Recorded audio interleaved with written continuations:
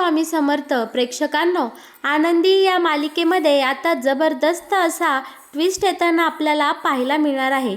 नागपंचमीच्या शुभ मुहूर्तावर आनंदी आता पुन्हा एकदा निंबाळकर वाड्यामध्ये आलेली आपल्याला इथे मिळणार आहे. स्वतः नागोबानेच डायरेक्ट आनंदीचा ठाव ठिकाणा इकडे युगंधरला माहिती करून दिलेला असतो. युगंधरने इकडे आता बरोबर आनंदीला त्या बॉक्समधून बाहेर काढून आनंदीचं पुन्हा एकदा निंबाळकर वाड्यात आगमन झालेलं आपण इथे पाहणार आहोत. पण त्यानंतर मात्र विद्याधरच्या एका चुकीमुळे आनंदी पुन्हा एकदा निंबाळकर वाड्यामध्ये आली. त्या सगळ्याचं खापर आता या शलाकाने विद्याधरवर फोडलेलं असतं आणि एवढं करून शलाका राहत नाही तर या विद्याधरचं चांगलंच थोबाड फोडते आणि बोलते की तुला एकही काम धडाचं करता येत नाही. यामुळे दोघांमध्ये जोराचा वाद होतो आणि मात्र मग युगंधरच्या लक्षात येतं की आनंदीच्या किडनॅपिंग मागे या दोघांचाच हात आहे आणि त्यानंतर युगंधर यांची चांगलीच हजेरी घेताना आपल्याला पाहायला मिळणार आहे. पण हे सगळं मालिकेमध्ये कसं घडणार, खूप सुंदर पद्धतीने दाखवलं जाणार आहे. हे जर तुम्हाला जाणून घ्यायचं असेल तर तुम्ही आपला हा व्हिडिओ अगदी शेवटपर्यंत बघा, म्हणजे तुमच्या सगळं काही इकडे लक्षात येऊन जाईल. बरं का, आता इकडे युगंधर एका आश्रमासाठी इथे अन्नधान्य पुरवत असतो आणि तेच धान्याच्या गोण्या देण्यासाठी तो आश्रमावर आलेला असतो आणि त्याच नेमक्या आश्रमामध्ये आनंदीसुद्धा आश्रयाला आलेली असते. मालक साहेब तिथे येतात. मालक साहेबांचा आवाज ऐकताच ही आनंदी तिथे एका साईडला लपवून बसते आणि बोलते की मालक साहेब इथं काय करतात. नेमका त्याच वेळी इकडे आता मालक साहेबांना युगंधरला आपल्या बापूंचा फोन आलेला असतो आणि ते विचारत असतात की आनंदीचा काही पत्ता लागला का. यावर मालक साहेब बोलतात की ती आनंदी कुठं गेली काय माहिती, त्या पोरीच्या एका चुकीमुळे सगळ्यांचा जीव टांगणीला लावला आहे. आपलं तर सोडा, पण ह्या आनंदीला तिच्या सख्या बहिणींची आणि तिच्या म्हाताऱ्या आजोबांची सुद्धा काळजी वाटली नाही. हुशार निर्णय घेतला आणि निघून गेली. मला ह्या पोरीचं वागणं अजिबात पटलं नाही. त्या आबांचा जीवाला किती त्रास होत असेल या पोरीच्या वागण्याने, असं युगंधर आता इकडे बापूंना सांगत असतो. आनंदी ते सगळं बोलणं ऐकते आणि आनंदीला सुद्धा तिची चूक कळते की खरोखरच मी भावनेच्या भरात तिथनं निघून आले, पण निदान आरतीताईला तरी या सगळ्याची कल्पना द्यायला हवी होती, असं आनंदी आता मनाशी बोलते. आणि आनंदी आता ठरवते की घरी फोन करून नक्कीच ही गोष्ट सांगितली पाहिजे, निदान आरतीताईला तरी ह्याची कल्पना दिली पाहिजे. बरं का, दुसरं निंबाळकर वाड्यामध्ये शिल्पा मात्र इकडे ह्या प्रांजलची खूपच मज्जा झालेली असते. शिल्पाने प्रांजलच्या आवडीचे सगळे पदार्थ बनवलेले असतात, कारण त्याने आनंदीला या घरातून हकलून दिली यासाठी. बरं का प्रेक्षकांनो, आता मात्र प्रांजल एवढ्यावर राहत नाही तर लगेच हा इकडे बोलतो की आतू फक्त खाण्यापिण्यानेच पोट भरायचं आहे का माझ्या मनासारखं अजून काही मला मिळणार आहे. आता प्रांजल गोड गोड बोलून शिल्पाकडे 1 लाखाच्या पैशाची मागणी करतो आणि शिल्पाही त्याला दिले असं बोलते. यावर आता माई बोलते की शिल्पा, नुसतंच पोरांचे लाड करू नको, त्यांना वायफाट पैसा देऊ नको. तो पैसे कशासाठी त्याला हवे आहे याची चौकशी सुद्धा कर, नाहीतर उद्या पोरग हातातून गेलं का बसायला गण बोंबलत आपल्याला. असा जोरदार टोमणा इकडे माईने शिल्पाला मारलेला असतो आणि इकडे शिल्पाचं पूर्णपणे थोबाड उतरलेला आपण इकडे पाहणार आहोत. त्यानंतर प्रेक्षकांनो, जेवण वगैरे झाल्यानंतर इथे निंबाळकर वाड्यावर आरती आणि आपली ही आर्ची त्यांच्या बहिणीची आनंदीची चौकशी करण्यासाठी आलेले आपण इकडे पाहणार आहोत.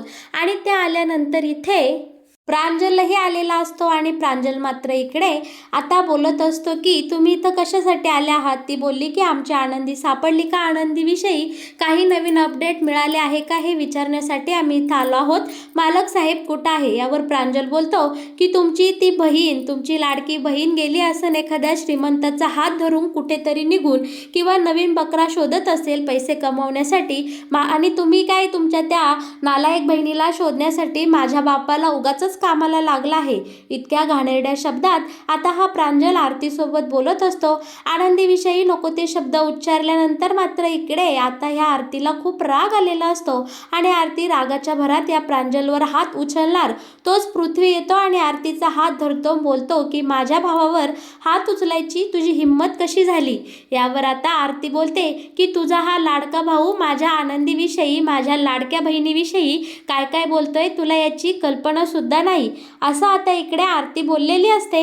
यावर आता लगेच प्रांजल बोलतं की दादा खोटं बोलते यार, ही मी काहीच बोललो नाही त्या आनंदीविषयी, ह्या उगाचच माझ्यावर आरोप करतात. त्यावर आरची बोलते की अरे जागच्या जागी काय खोटं बोलतो, आत्ताच बोलला ना तुझी बहीण श्रीमंताचा एखादा बकरा शोधत असेल, पैसे कमावण्यासाठी गेली असेल हात धरून कोणाचा तरी, आणि आता स्वतःचा भाऊ आला तर पलटी मारतो काय. आता मात्र इकडे आनंदी अजून सापडली नाही ही गोष्ट पृथ्वीला समजलेली असते. पृथ्वी याबद्दल प्रांजलला विचारतो की प्रांजल, आनंदी अजून सापडली नाही, तू मगाशी काय बोलला की आनंदी सापडली आहे, ती सुखरूप आहे, ती तिच्या आबांच्या घरी आहे असं. यावर प्रांजल बोलतो की अरे दादा मी तुझ्याशी खोटं बोललो, कारण मला नको होतं की तू त्या आनंदीला शोधायला जावं म्हणून. आता इकडे पृथ्वीला प्रांजलचा खूप राग आलेला असतो आणि आता लगेच इकडनं आरती आणि ही आरची निघून जातात. त्यानंतर मात्र पृथ्वी या प्रांजलच्या सनकेने कानाखाली लगावून देतो आणि बोलतो की तुला लाज नाही वाटली का माझ्याशी खोटं बोलायला. हे बघ प्रांजल, माझ्याशी खोटं बोललेलं आणि माझ्या पाठीत खंजीर खुपसलेला मला अजिबात आवडत नाही, ही गोष्ट तुला चांगलीच माहीत आहे, तरी तू माझ्याशी खोटं का बोललात. एकदा प्रेमाने बोलला असतात की दादा त्या आनंदीला शोधायला जाऊ नको, ती आपल्या आईची जागा घ्यायला आली आणि तू तिला शोधतोय, ही गोष्ट मला आवडत नाही, तर मी तुझ्या एका शब्दावर कदाचित त्या आनंदीचा शोध थांबवला असता, पण त्यासाठी तू माझ्यासोबत इतकं खोटं बोलला आणि एवढा मोठा ड्रामा केलास, हे मला अजिबात आवडलेलं नाही, मला तुझ्याशी बोलायची अजिबात इच्छा नाही असं बोलून आता पृथ्वी इथून निघून जातो आणि प्रांजल या सगळ्यावर विचार करायला भाग पडलेला आपण इथे पाहणार आहोत. त्यानंतर मात्र मालक साहेबांनी त्याच्या खास माणसाला फोन करून सांगितलेलं असतं की आनंदीचा शोध कुठवर आला आहे, काय झालं, काही नवीन अपडेट. तर तो माणूस म्हणतो की आपली सगळी माणसं कामाला लागली आहेत मालक साहेब, काही कळालं तर मी तुम्हाला लगेच कळवेल. आणि तिथे शलाका आलेली असते. शलाकाने भरपूर पैसे भरलेली बॅग त्या माणसासाठी घेऊन ती इकडं आलेली असते आणि त्याच्यासोबत डील करू पाहत असते की त्या आनंदीचा जो काही माहिती मिळेल, पत्ता लागेल, तो सगळ्यात आधी तू मला सांगायचं, मिळेल तिथून त्या आनंदीला गायब करायचं आणि मी सांगन तसं वागायचं, त्या बदल्यात तुला मी एवढे पैसे देणार. तो माणूस आधी घाबरतो मालक साहेबांशी, खरं तर तो निष्ठावंत असतो, पण पैशाच्या हव्यासापाठी त्याची सुद्धा नियत इथे बदललेली असते आणि तो या शलाकाकडनं भरपूर पैसे घेतो, त्या बदल्यात आनंदीचे सगळे अपडेट सगळ्यात आधी तिला देईल आणि मालक साहेबांना यातलं काहीही कळू देणार नाही असा शब्द त्या माणसाने शलाकाला दिलेला आपण इथं बघतो. बरं का, मालक साहेबांच्या बोलण्याने आनंदीला विचार कराय भाग लावलेलं असतं, भाग पाडलेलं असतं. त्यानंतर आनंदी आता लाजेकाजे का होईना आरतीला फोन करून सांगते की आरती ताई, मी एका ठिकाणी आहे, मी व्यवस्थित आहे, तू काळजी करू नकोस आणि माझं तुम्ही कुणीही टेन्शन घेऊ नका आणि शोध घेण्याचा प्रयत्नही करू नका असं आनंदीने आरतीला फोन करून सांगितलेलं असतं. पण आरतीचा मात्र जीव राहत नसतो. आरती आनंदीला विचारत असते की अगं तू कुठं आहेस, मला सांग तरी. पण आनंदी एक शब्दानंही इकडे आता आरतीचं ऐकून घेत नाही आणि फोन ठेवून देते. बरं का, त्यानंतर मालक साहेबांनी ज्या माणसाला आनंदीचा शोध घ्यायला लावलेला असतो तो सगळं शोधत शोधत त्याच्या माणसांच्या हाताला इकडे यश आलेलं असतं आणि ज्या आश्रमात आनंदी आहे त्या आश्रमाचा पत्ता आता इकडे ह्या माणसाला मिळालेला असतो. ठरल्याप्रमाणे विशाखाकडनं भरपूर पैसे घेतल्यामुळे तो माणूस आता विशाखाला विकला गेलेला असतो आणि आनंदीचा पत्ता त्याने फोन करून सगळ्यात आधी इकडे या शलाकाला सांगितलेला असतो. शलाकाला त्याने सांगितलेलं असतं की आनंदी एका कोल्हापूरच्या आश्रमामध्ये आश्रयाला आली आहे, आता काय करायचं. यावर आता शलाकाच्या सांगण्यावरून तो माणूस आनंदीला त्या आश्रमातून किडनॅप करतो. त्या आश्रमातून आनंदीला त्याने किडनॅप केलेलं असतं आणि त्याने एका पेटीमध्ये भरून ठेवलेलं असतं. आता पुढं काय करायचं हे सगळं आता हा माणूस शलाकाच्या एका इशाऱ्यावर करणार असतो. शलाकाचा काय निरोप येईल यावर ठरणार असतं की आनंदीचं भविष्य काय. तोपर्यंत याने तिला एका पेटीमध्ये भरून निंबाळकर वाड्याच्या बाहेर आणून ठेवलेलं असतं आणि नोकर चाकरांच्या हाताने आता इथे एक खूप मोठा प्रॉब्लेम झालेला असतो. शलाकाचा इकडे निरोप मिळेपर्यंत हा जो आनंदी ज्या बॉक्समध्ये त्याने डांबून ठेवलेली आहे तो बॉक्स का कोणास ठाऊक निंबाळकर वाड्यामध्ये आता आता पोहोचलेला असतो. नोकरांना वाटतं की मालक साहेबांचं खूप काही महत्त्वाचं पार्सल आलं आहे आणि सगळे मिळून तो बॉक्स आता इकडे निंबाळकर वाड्यामध्ये घेऊन जातात. आणि बरं का, निंबाळकर वाड्यामध्ये छानपैकी इकडे नागपंचमीची पूजा सुरू झालेली असते. मालक साहेबांनी छानपैकी इकडे पंडित बोलावून घेतलेले असतात आणि तिथे महादेवाच्या पिंडीचा एकदम मोठा रुद्राभिषेक सुरू झालेला असतो आणि इथे सगळं काही वातावरण भक्तिमय झालेलं असतं. पण संपूर्ण निंबाळकर वाड्यात आनंदीची कमी मात्र इकडे प्रखरपणे जाणवत असते सगळ्यांना, म्हणजे माईंना, बापूंना, युगंधरला, अगदी पृथ्वीला सुद्धा आनंदी नसल्याची कमी इथं भासत असते, जाणवत असते. आणि खरं तर त्यांचं या पूजेमध्ये अजिबात मन लागत नसतं, पण काही रूढी परंपरा या पाळायच्याच असतात. या भावनेने आपला युगंधर आता ह्या पूजेला बसलेला असतो. तितक्यात आता ह्या विद्याधरला फोन आलेला असतो, तो सुद्धा शलकाचा. शलकाने सांगितलेलं असतं की त्या माणसाकडनं काहीतरी घोळ झाला आहे. निंबाळकर वाड्यामध्ये एक मोठी जी पेटी आली आहे ना, त्या पेटीमध्ये आनंदी आहे. त्या माणसांकडनं घोळ झाला आणि चुकून सगळ्या नोकरचाकरांनी मिळून ती पेटी वाड्यामध्ये आणली आहे.